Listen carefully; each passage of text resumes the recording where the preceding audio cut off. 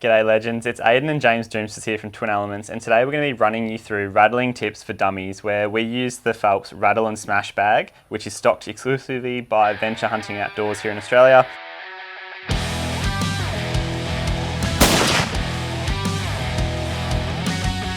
What we're going to do firstly is introduce you guys to the strategies involved with pre-rut hunting when we like to rattle in fallow bucks. So the most important aspect when it comes to pre-rattling in bucks is finding a really good scrape. So a scrape is where the bucks have dug out an area, they piss all in it, they rub all the trees around it, and that's sort of their territorial mating area. And the does are actually going to come to that scrape to be bred.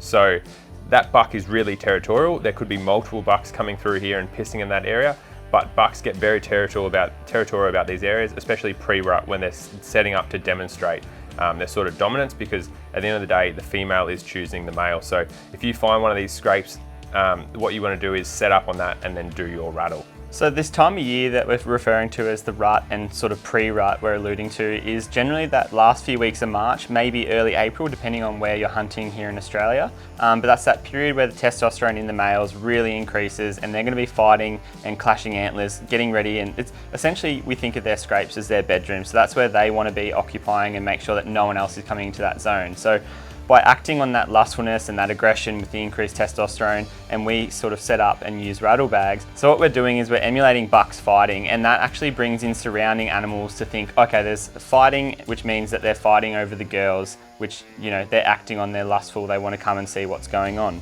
So in order to do that, we just, use these bags like this. We often try and find a scrape that the bucks are going to come into and pull up, and that gives us opportunity for a shot. If you're a rifle hunter, you can be a little bit further away, whereas if a bow hunter, setting up is crucial, which we'll run through in a second. But firstly, you want to learn how to rattle.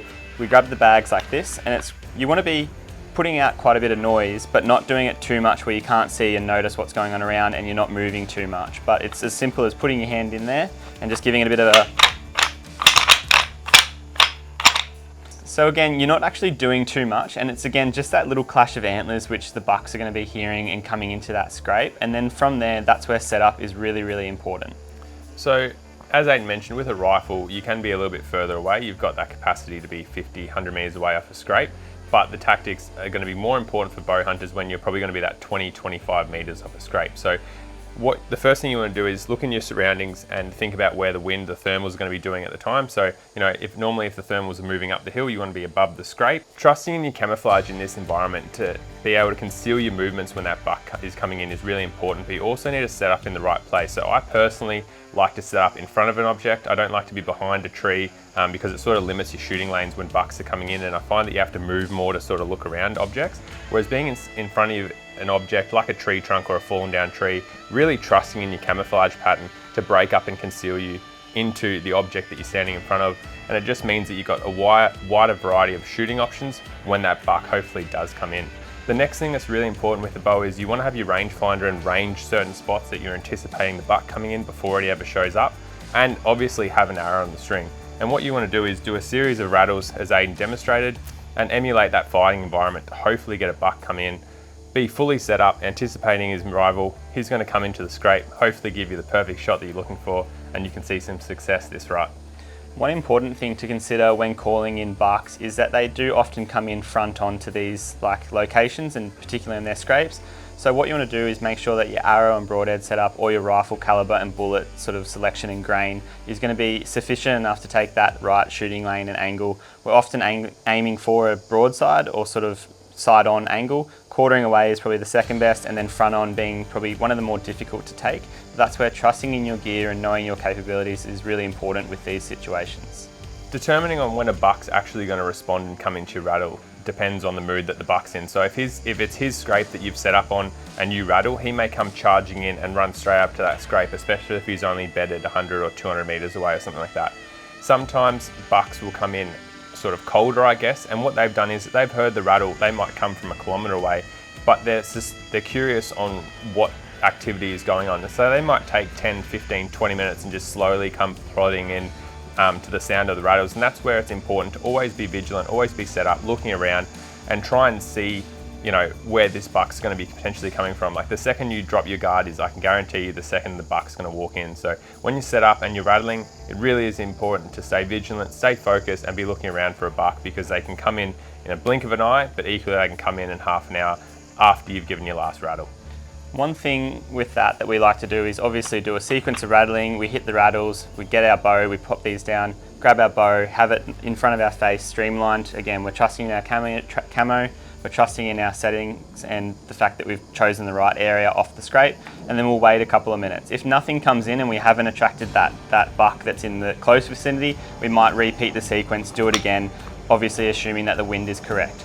And we're just settling in for potentially 30 minutes, an hour, waiting, because again, we've pre-selected that it's the pre-rut. The bucks are relying on going to their scrapes, freshening them up, they're acting on all that testosterone. So we're just going to sit in the right area and hope that something comes in eventually by playing all the right cues and appealing to those bucks that are looking to fight. When it comes to setting up for the rut, I personally like to stand in front of an object. I find that a lot of people like to sit down. It really does limit your shooting options for an animal coming in from an unexpected direction. Especially even with a rifle setup, like, you know, to swing your rifle, it can be a lot of movement. It can be the difference between getting caught. But especially with a bow, like obviously standing here, I can swing my body a full 180. Whereas if I was sitting down, it sort of makes it quite difficult to sort of turn, and it sort of limits on where you're going to be able to shoot in those shooting lanes. So with these bucks, they can honestly come in from any unanticipated direction, which is one of the fun things about it. But standing in a position for me personally is just going to increase the chance that I can actually get an arrow away into one of these bucks rather than being seated. So there you have it. There are our tips and tricks on rattling in bucks for dummies during the fallow deer rut. For any more tips and tricks, make sure you head to the Venture Hunting and Outdoors YouTube channel, where you'll just see, you know, folks like us discussing tips and tactics for all hunting scenarios.